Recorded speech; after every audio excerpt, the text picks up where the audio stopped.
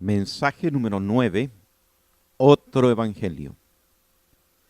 Vivimos en un mundo donde el padre de mentiras ha logrado tender una poderosa red para atrapar a los incautos, entretejiendo la mentira con la verdad, lo santo con lo inmundo. La historia nos enseña cómo levantó en el siglo IV con tanto éxito que perdura hasta nuestros días la mezcla religiosa de la Roma pagana con su innumerable lista de dioses y ritos, con la nueva religión universal del Estado que creó el emperador Constantino. En esa nueva religión católica incluyó los mismos ingredientes jerárquicos, rituales y hasta sus diversos dioses antiguos los disfrazaron de santos, que obviamente tenían que poseer los atributos que son exclusivos de la divinidad. Por ejemplo, los católicos pueden pedirles cualquier cosa porque son todopoderosos, en cualquier momento y en cualquier lugar porque son omnipresentes y omniscientes. También conservó el poder centralizado en la cabeza del imperio, que era adorado como una divinidad más, en lo que se conoce como el césaropapismo, como lo llaman acertadamente los propios seguidores de ese credo romanista. Más recientemente, a principios del siglo XX, confeccionó una nueva red, pero ahora con ingredientes afroamericanos, donde entretejió las religiones africanas, traídas por los esclavos desde el continente negro, con las religiones cristianas que habían comenzado a florecer en el nuevo continente. Allí utilizó con mucho descaro elementos que explotó exitosamente en el vudú, en casi todas las tribus africanas. Gritos, saltos, aplausos, desenfreno emocional, enajenación mental, trances hipnóticos autoinducidos por la presión del entorno acelerado por el ritmo de la música y las palmas, balbuceo estático de sonidos que supuestamente les comunican con sus dioses o antepasados que ya murieron. Todas estas prácticas, hoy con el avance de la televisión podemos ser testigos que aún perduran en ese continente africano. Esto fue como resultado de las atrocidades de la esclavitud, donde los blancos prohibieron a los esclavos toda práctica y expresión de sus religiones paganas, debiendo camuflar y cristianizar sus creencias y ritos para no ser castigados por sus crueles amos, naciendo de esta manera iglesias con mucho jolgorio y bullicio. Fue tal su éxito que pronto contagiaron con ese avivamiento a otras iglesias tradicionales, llegando a denominarse iglesias muertas a las que conservaron su solemnidad, e iglesias vivas a estas bulliciosas que nacieron de esta forma tan singular. Pero por si todo esto fuera poco, debido al éxito que logró ese movimiento pentecostal emergente y que Charles Parham, considerado por ellos como uno de sus fundadores, aunque más bien fue quien en forma más activa logró canalizar y propagar esas nuevas experiencias, nuevas en el continente nuevo, pero muy antiguas allá en el continente africano. Esto fue por allá en el año 1900, a principios del siglo XX en Estados Unidos. Pero sus discípulos han continuado añadiendo doctrinas espurias. Aquí se cumple literalmente lo dicho por el Señor: amarán más la mentira que la verdad.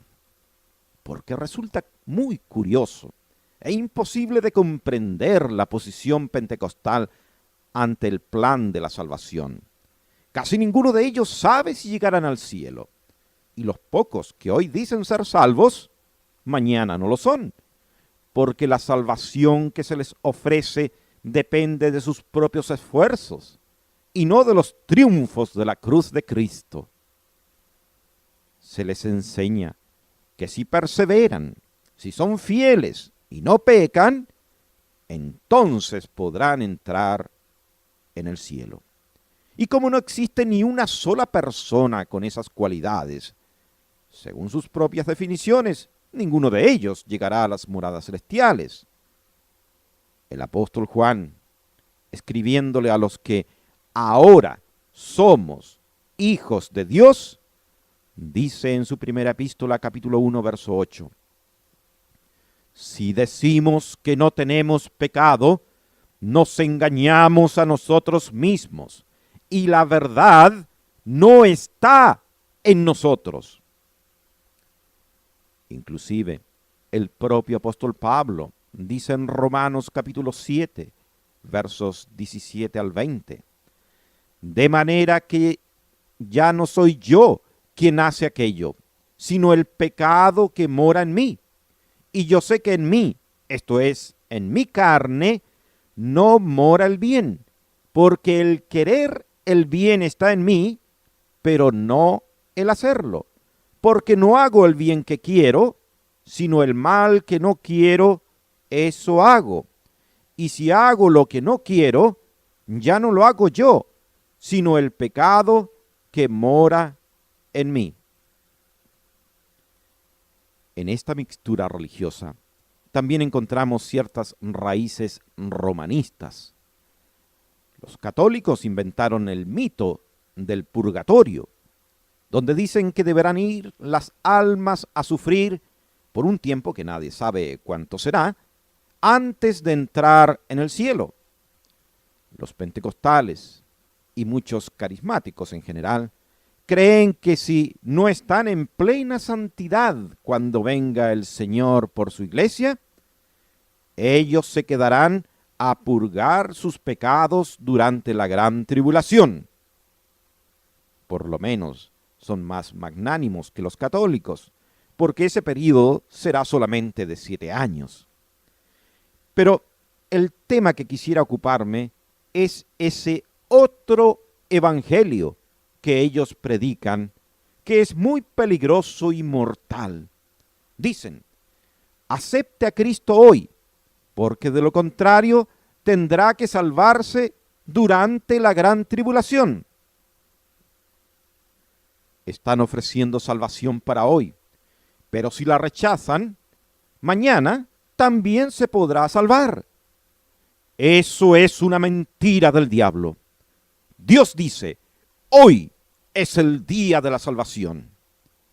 Segunda de Corintios, capítulo 6, verso 2. He aquí ahora el tiempo aceptable. He aquí ahora el día de salvación. En Hebreos, capítulo 4, verso 7, leemos, si oyeres hoy su voz, no endurezcáis vuestros corazones. No existe ninguna promesa para el día de mañana. ¿Con qué autoridad la ofrecen en ese otro evangelio? Esto se parece a lo que conocemos desde hace mucho tiempo. ¿Con qué Dios os ha dicho? Así comenzó Satanás sus artimañas con nuestros primeros padres. ¿Y por qué se condenó toda la raza humana? Simplemente porque aceptaron el diálogo con el enemigo de Dios. Hoy también dice, ¿con qué Dios os ha dicho que solamente hoy es el día de la salvación? Eso no es así, porque mañana, durante la gran tribulación, también podrás salvarte. Diviértete, tome placer tu corazón en los días de tu adolescencia. Mañana podrás salvarte y preocuparte de la eternidad. Hoy diviértete y no tomes la vida en forma tan grave.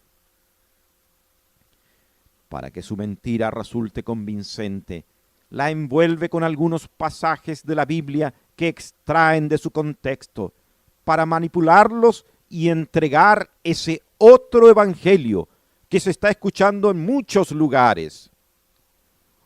Uno de los pasajes que utilizan estos exponentes de ese otro evangelio es Zacarías capítulo 14, verso 16.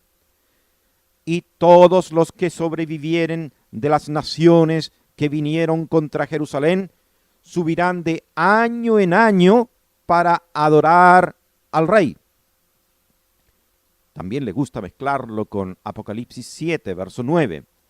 Después de esto miré, y aquí una gran multitud, la cual nadie podía contar, de todas las naciones y tribus y pueblos y lenguas, que estaban delante del trono y en la presencia del Cordero, vestidos de ropas blancas y con palmas en las manos. La Biblia debe interpretarse con la Biblia, es decir, dentro del contexto general de ella misma. El problema se presenta cuando la pretenden entender dentro de lo que generalmente se acepta como verdad en el mundo religioso de hoy, sin importar que su origen no se fundamenta en la revelación de Dios, sino en lo que el hombre quiere o cree que es así. Hoy se cree que todos los que asisten regularmente a sus iglesias, y especialmente si están al día en el pago de sus diezmos, que cantan con mucho fervor, que saltan y aplauden, estos son adoradores del Dios vivo, y por ende se cuentan dentro del número de los redimidos. Implícitamente, muchas de sus canciones que han venido a reemplazar los himnos tradicionales lo expresan así. Entonan al ritmo de las melodías del mundo que vienen a adorar a la casa de Dios. Todos ellos se consideran adoradores. Piensan que eso les otorga la categoría de hijos de Dios. Por lo tanto, interpretan sin problemas que cuando Zacarías 14, verso 16, dice que los que sobrevivieron de las naciones, después de la guerra del Armagedón y del juicio de las naciones, subirán de año en año para adorar al Rey, estos, dicen ellos, son los que se salvarán de entre los gentiles después del arrebatamiento de la iglesia y que les corresponda vivir durante el milenio. Que Zacarías 14 se está refiriendo al tiempo del milenio, no existe ninguna duda, porque en la eternidad no transcurrirá el tiempo. Apocalipsis capítulo 10, verso 6, así lo afirman. Y aquí dice que estos vendrán de año en año. Por lo tanto, entendemos claramente que es el período de 1000 años donde el Señor Jesucristo gobernará a las naciones con vara de hierro, y no al período de la eternidad. Correctamente, Zacarías 14, verso 8 dice: y si la familia de Egipto no subiere y no viniere sobre ellos, no habrá lluvia. Vendrá la plaga con que Jehová herirá a las naciones que no subieren a celebrar la fiesta de los tabernáculos. En la eternidad no habrán juicios, porque no existirá pecado que condenar. Además, el verso 21 hace mención a los sacrificios de animales que se realizarán en el templo terrenal durante el milenio. Hay muchos pasajes de la Biblia que así lo confirman. Citaré algunos para aquellos que gustan tomar nota. Isaías capítulo 60, verso 7 y también el verso 13. Isaías 66, de los versos 20 al 23. En Jeremías, en el capítulo 33, versos 15 al 22. En Ezequiel, capítulo 43, versos 7 y versos 18 al 27, etcétera, etcétera. Hay muchos pasajes que podríamos enumerar, pero con esos tenemos una lista bastante importante. Interpretar que estos adoradores gentiles del milenio son creyentes salvados es admitir que todos los que van a las iglesias en el día de hoy también lo son. Eso es una falacia. Si usted aún tiene dudas que no es así, pregúnteles a estos adoradores de hoy si están seguros que irán al cielo cuando el Señor venga a buscar su iglesia. Y verá que no tienen la menor idea si son salvos. Aunque la Biblia nos confirma que el verdadero creyente tiene la seguridad de su salvación. Romanos, capítulo 8, verso 16. El Espíritu mismo da testimonio a nuestro espíritu de que somos hijos de Dios. Y nadie puede perder esa paternidad. Lea la parábola del hijo pródigo. En Primera de Juan, capítulo 5, verso 10. El que cree en el Hijo de Dios tiene el testimonio en sí mismo. No solamente tiene la convicción, sino que sabe, está absolutamente seguro que es salvo, porque así lo asegura Dios. Juan capítulo 3, verso 36. El que cree en el Hijo tiene vida eterna. La salvación es eterna. No es por un día, un mes o un año. Eterna significa para siempre. ¿O usted ha creído a los que dicen que eterna no es para siempre? Crea lo que Dios dice. Es eterna. Nunca en la Biblia Dios ha dicho que los adoradores son los salvados, sino que enfáticamente sostiene que los que han nacido de nuevo. Se puede ser muy religioso, sincero y de buen testimonio, pero si no ha nacido de nuevo, no podrá ni ver el reino de los cielos. Esto fue lo que el Señor le dijo a Nicodemo. ¿Sabía usted que una de las primeras criaturas que adoró a Dios fue Lucifer? Y este querubín grande, lleno de hermosura y adoración al Dios verdadero, obviamente no es salvo. ¿Quién fue el primer hombre que adoró a Dios? La Biblia asegura, sin posibilidad a equivocaciones, que fue Caín. ¿Se salvó Caín por haber adorado a Dios? Naturalmente que no, porque ser adorador nunca ha sido sinónimo de salvación. La palabra de Dios incluye una larga lista de adoradores y que nunca gozaron de la salvación. Quizás el caso más sorprendente es el de Judas, que tuvo la oportunidad de vivir por 3 años y medio junto al Señor, predicar el Evangelio, porque fue enviado junto a los otros apóstoles a entregar las buenas nuevas. Seguramente que personas se convirtieron con su predicación, pero él mismo nunca fue salvo. La Biblia dice que cuando se suicidó, se fue a su propio lugar. Las Sagradas Escrituras también enseñan que tampoco todos los discípulos del Señor fueron salvos.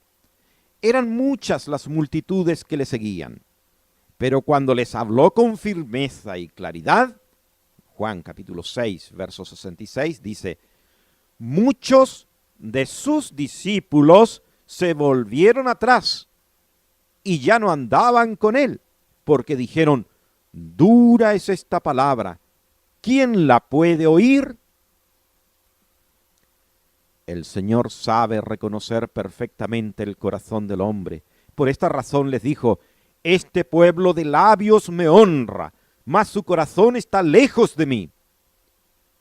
Él conocía que aquellos que le adoraban y tendían palmas a su paso, gritando alabanzas, bendito el que viene en el nombre del Señor, hosana en las alturas. Estos mismos adoradores serían los que una semana después estarían gritando: ¡Crucifícale! ¡Crucifícale!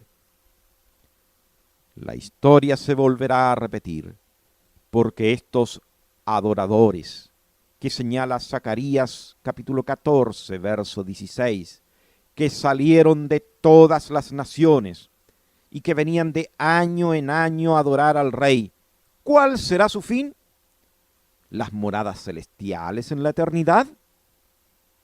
¿Por qué el Rey tendrá que gobernar con vara de hierro?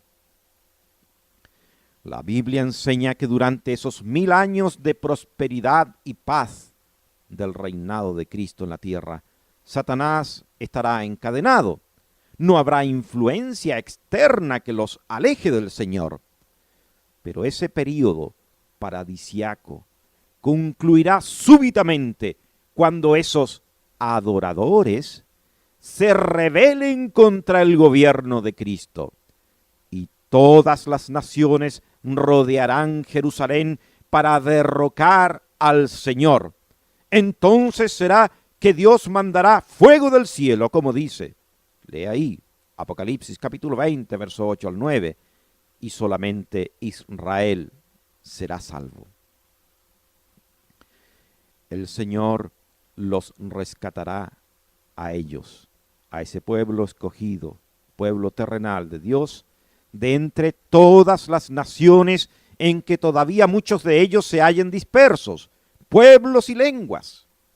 Y conforme a la promesa, todo Israel será salvo. A esto se refiere Apocalipsis capítulo 7, verso 9, de los que estaban vestidos de ropas blancas. En el verso 14 aclara: estos son los que han salido de la gran tribulación y han lavado sus ropas y las han emblanquecido en la sangre del Cordero. No se salvan los adoradores, sino los que se lavaron en la sangre de Jesucristo. ¿Y cuál será el destino de estos que vestían ropas blancas y que salieron de la gran tribulación, los salvados? El versículo que sigue lo dice, verso 15. Estos salvados están delante del trono de Dios y le sirven día y noche en su templo. Sabemos perfectamente por la enseñanza general de la Biblia que Dios prohibió a los gentiles el solo hecho de acercarse al templo, y menos aún ingresar a él. En Ezequiel, de los capítulos 40 al 48, nos describe que el Señor levantará un templo en Jerusalén durante el milenio, donde Israel le adorará y restaurará los sacrificios de animales y las festividades que Dios instituyó para ellos.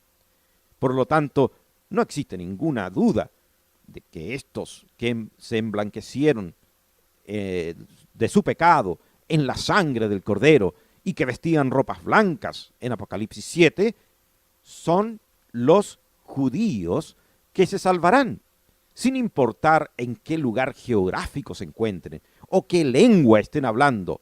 Todo Israel será salvo. Lea usted en Romanos capítulo 11, verso 26. Y le adorarán en su templo, el que levantará el Señor en el milenio allá en Jerusalén. Por consiguiente, ese otro evangelio que habla de una segunda oportunidad es una mentira del diablo. La oferta de Dios es: hoy es el día de salvación. Nunca dice: acepta la salvación hoy, pero si la rechazas, mañana también podrás hacerlo durante la gran tribulación. Eso no aparece en mi Biblia ni en ninguna de las que he leído.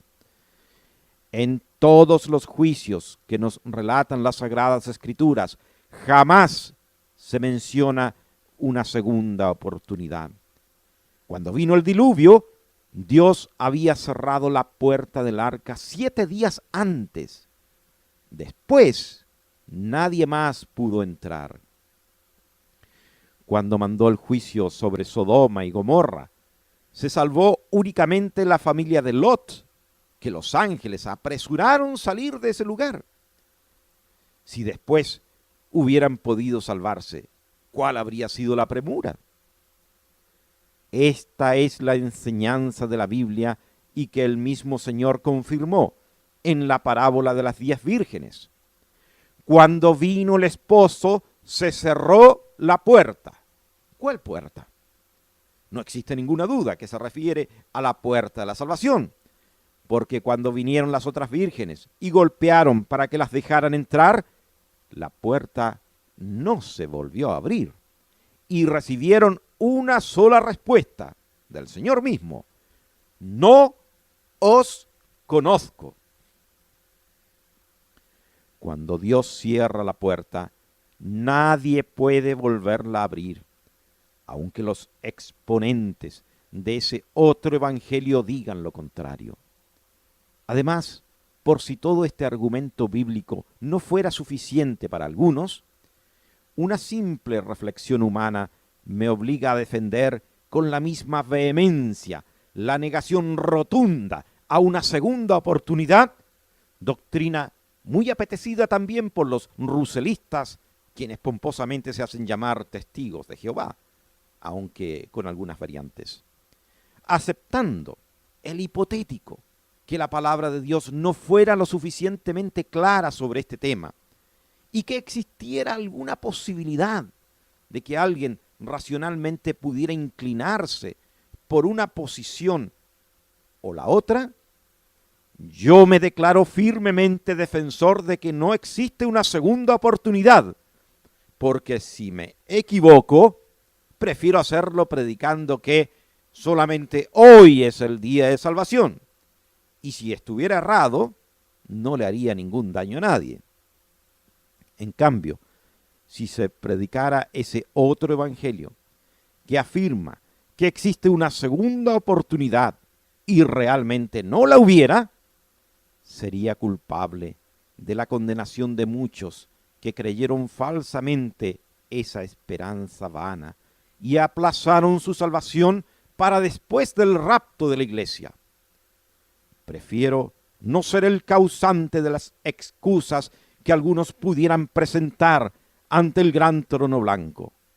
Pero que nadie se engañe, porque la Biblia es muy categórica para afirmar que hoy es el día de la salvación. Y cuando venga el esposo, Cristo mismo cerrará esa puerta. Entonces, como lo asegura Romanos capítulo 11, verso 25 al 26, cuando haya llegado la plenitud del número de los gentiles salvados, Dios entrará en tratos nuevamente con su pueblo terrenal, Israel. A ellos se les ofrecerá una vez más la salvación por medio del evangelio del reino, que es el que menciona en Mateo capítulo 24, verso 14, que es el que predicarán los 144,000, 12,000 de cada una de las 12 tribus de Israel, como menciona Apocalipsis capítulo 7, versos 4 al 8. Y lo serán por perseverar hasta el fin, ellos, los de la nación de Israel, como lo dice en Mateo capítulo 24, verso 13. Como siempre ha sido la oferta para los judíos, no será el evangelio de la gracia que hoy predica la iglesia, sino el evangelio del reino, en el cual hay una profunda diferencia. Mateo 24 está hablando de ese tiempo de la gran tribulación. Vea usted, el verso 21 dice: habrá entonces gran tribulación, cual no la ha habido desde el principio del mundo hasta ahora ni la habrá. Lo mismo afirma en el verso 9 y el verso 29, todo el capítulo 24 del Evangelio de Mateo es una respuesta a la pregunta de sus discípulos judíos sobre la destrucción del templo, que se originó cuando el Señor les reveló que no quedaría piedra sobre piedra de ese edificio tan venerado por ellos, los judíos. Allí, Mateo 24, verso 2. Hace referencia exclusiva para Israel al detallar, por ejemplo, en el verso 15, el lugar santo, que corresponde al templo judío. En el verso 16, los que estén en Judea. En el verso 20, el día de reposo, etc. Todo el capítulo 24 tiene relación al tiempo de la gran tribulación y la salvación conectada por medio de ese evangelio del reino a la nación de Israel. Si después de ese tiempo se salvaran más gentiles, entonces sería una contradicción decir que cuando vino el esposo, llegó a su plenitud el número de creyentes gentiles salvados y que se cerró la puerta de la salvación. De lo contrario, ¿cuál puerta se cerró y para quiénes cuando vino el esposo? Algo pleno es aquello que está completo, que no le falta nada. Y cuando Cristo venga a buscar a los creyentes, que mayoritariamente está constituida por gentiles, no crea que se le quedará alguno atrás. De lo contrario, se llevaría un número incompleto, que no constituyen la plenitud de los gentiles.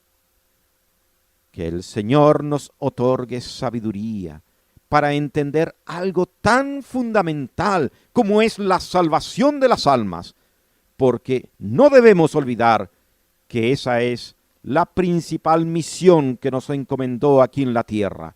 Que así sea. Maranatha.